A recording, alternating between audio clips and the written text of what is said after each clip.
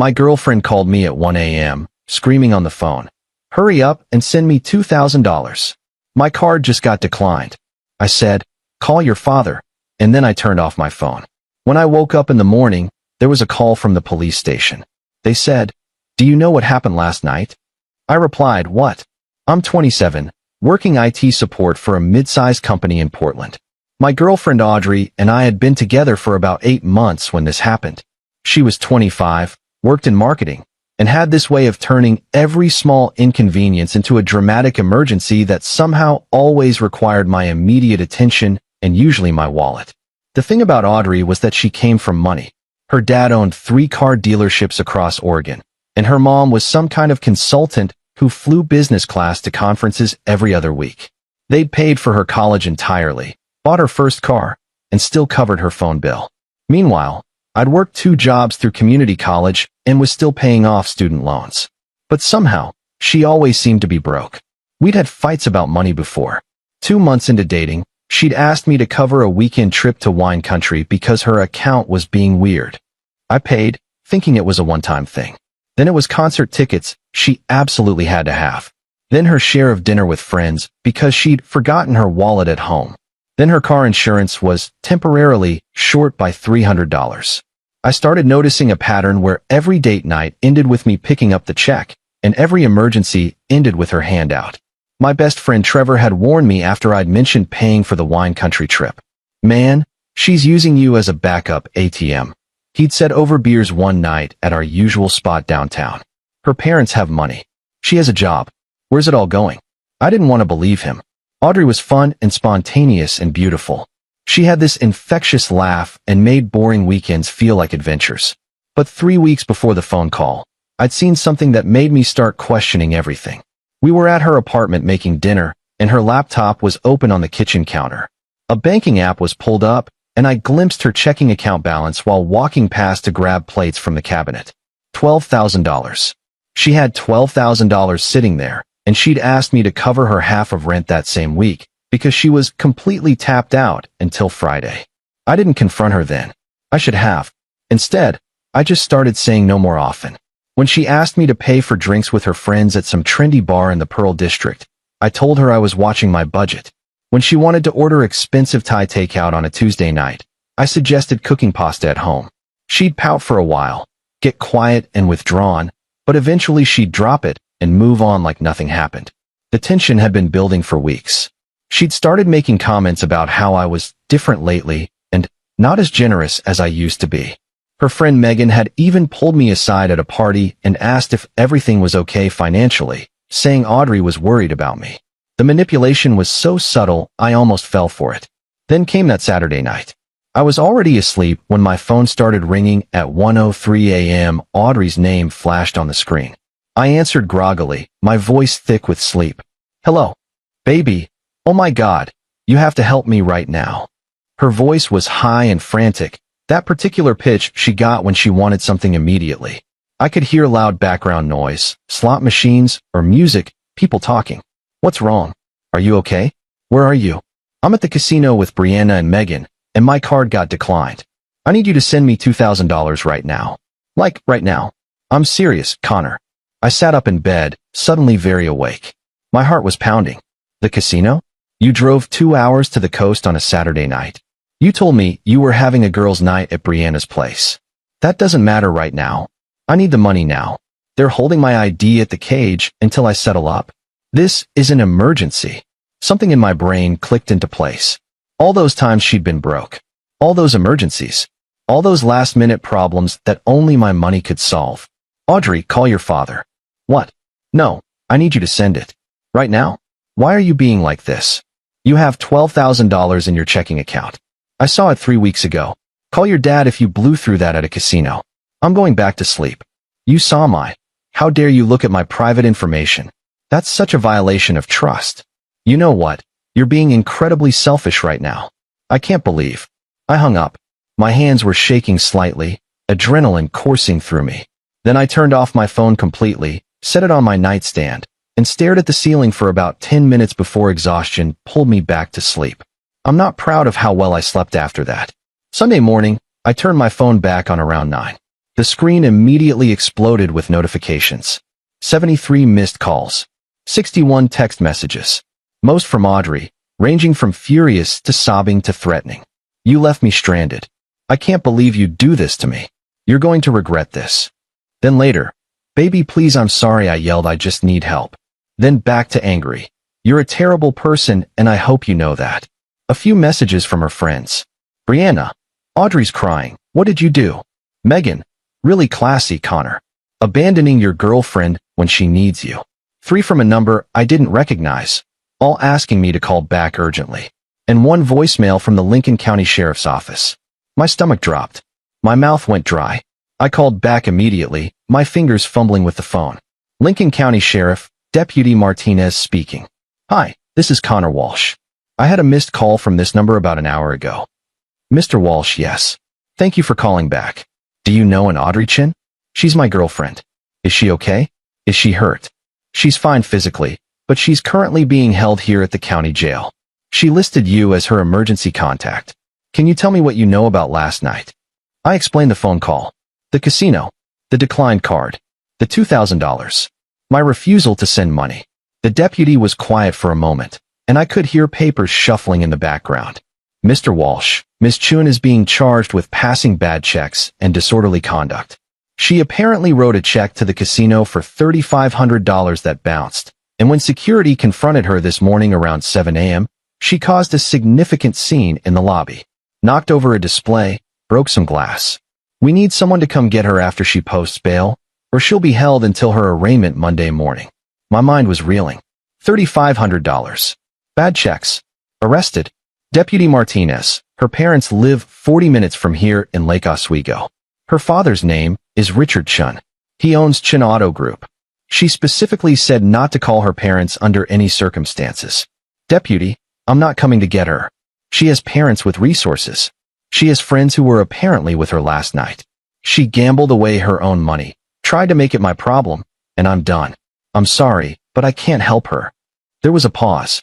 I could almost feel the deputy's judgment through the phone, but his voice remained professional. Understood, sir. We'll reach out to her parents directly then through public records. Have a good day. I spent Sunday in a kind of numb shock, sitting on my couch in my pajamas, watching my phone blow up with increasingly unhinged messages from Audrey and her friends. Brianna sent me a long paragraph about what a heartless, cruel person I was, abandoning Audrey in her darkest hour when she needed support the most. Megan called me controlling and financially abusive for withholding money from my own girlfriend, and said I was probably the reason Audrey had problems in the first place. Trevor came over that afternoon with pizza and beer. So she really got arrested at a casino? Apparently she's been gambling. A lot. That's where all the money goes. All of it.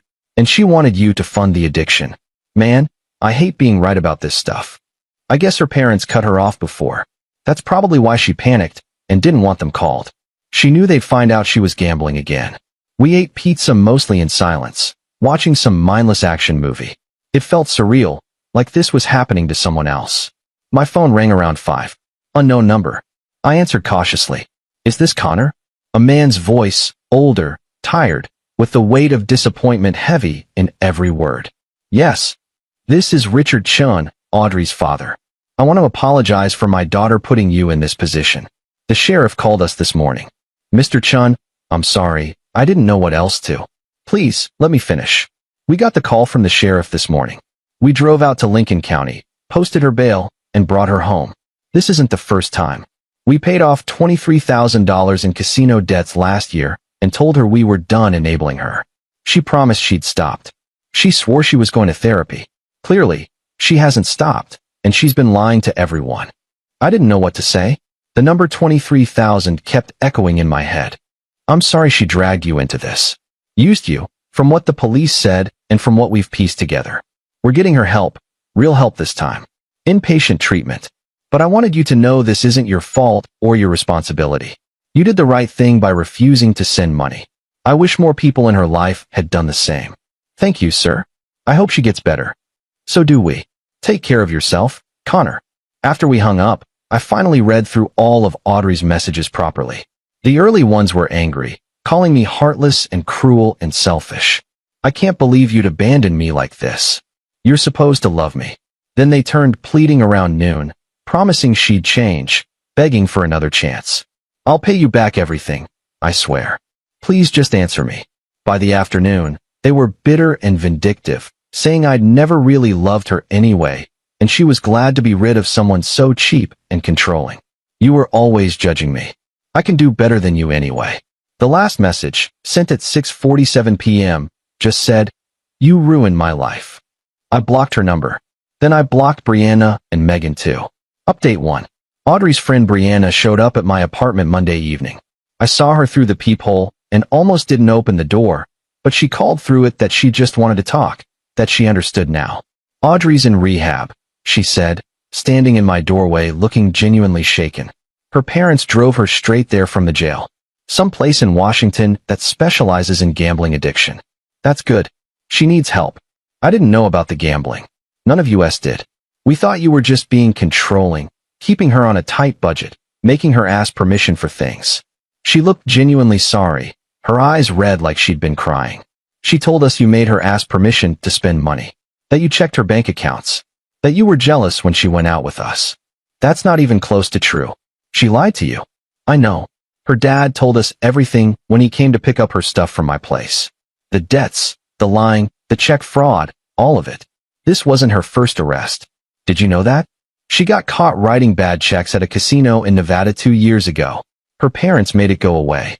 Brianna wiped at her eyes. I'm sorry I called you those things. I'm sorry I believed her without asking your side. After she left, I felt something lift. It wasn't relief exactly, but maybe validation.